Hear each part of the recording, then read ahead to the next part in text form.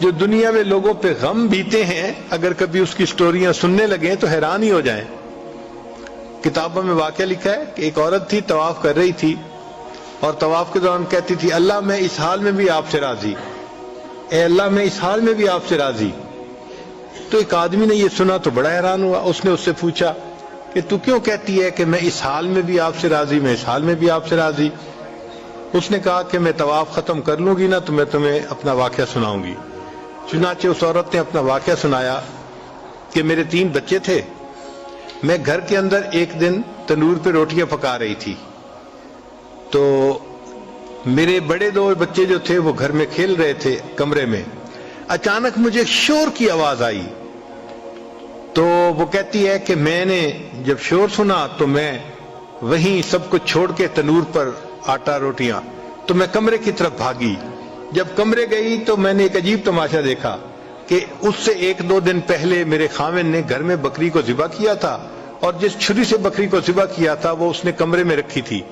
تو میرے دونوں بچے کھیلتے کھیلتے ان میں سے ایک نے دوسرے کو کہا کہ تمہیں پتہ ہے کہ ابو نے بکری کو کیسے ذبح کیا تھا؟ تو وہ دوسرا کہتا ہے مجھے تو نہیں پتا۔ وہ کہتے ہیں اچھا آؤ میں تمہیں بتاتا ہوں کہ کیسے ابو نے ذبح کیا تھا۔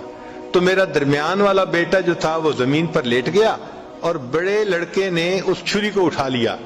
اب وہ چھوٹا بچہ تھا اور اس کو پتہ نہیں تھا کہ چھری کتنی تیز ہے، چنانچہ اس نے اس کے گلے پہ جو چھری چلائی تو گلا تو فوراً کٹ گیا اور خون کا فوارہ چھوٹنے لگا۔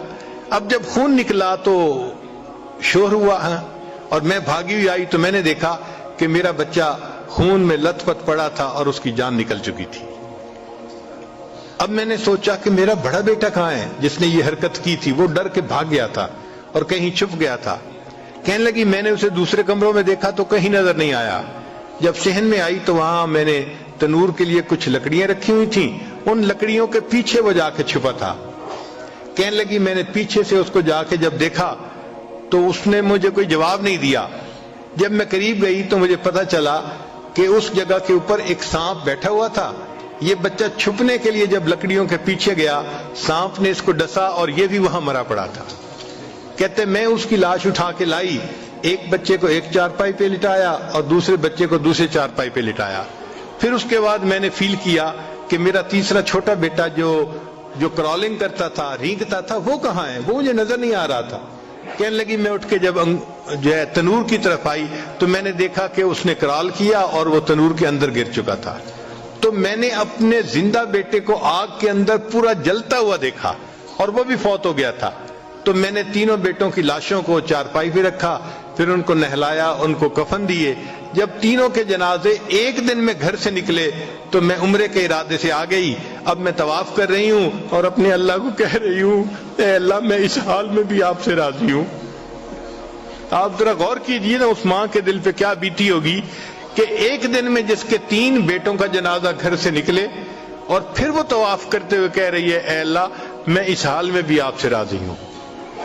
تو ہم نے کہاں غم دیکھے ہیں، کہاں تکلیفیں دیکھی ہیں؟ ہم نے نہیں دیکھی۔